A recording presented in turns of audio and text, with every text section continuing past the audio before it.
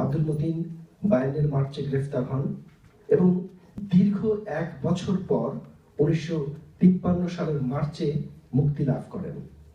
ছাত্রলীগের পাবনা শাখার নেতা হিসেবে আব্দুল মতিন ভাষা আন্দোলনে অংশগ্রহণ করেন এবং ওই সময় পাবনার আঞ্চলিক খাজা নাজিমুদ্দিনের বক্তৃতায় উর্দুকে পাকিস্তানের একমাত্র রাষ্ট্রভাষা করার ঘোষণা করা হয়। Motin was born on December 3rd, 1926, in Shiragun, Patna. His father's name was Abdul Jalil, Darjeeling School in 1932. After passing the matriculation in 1943, he came back to East Bengal in 1948 after Muhammad Ali Jinnah made his speech at Racecourse Moylan, currently. আমিও মায়ের কোলে চড়ে সেই ধোয়া দেখেছিলাম। সবাই আতঙ্কে আমাদের সেই বুড়ো বট গাছ, ইটের চালাওয়ালা, গোবর লেপা বেড়ার ঘর সমর্পণ করেছিল।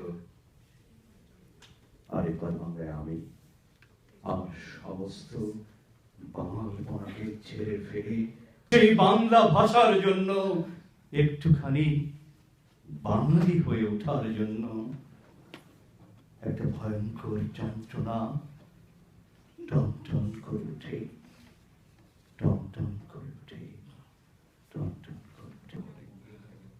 তবে হয়তো বা পেয়ে যাবে একটি কবিতা, জীর্ণ দেয়ালের কানে বলি, দেয়াল সুরকির ভেতর যদি নিজেকে খুঁড়িয়ে দাও, তবে হয়তো বা পেয়ে যাবে।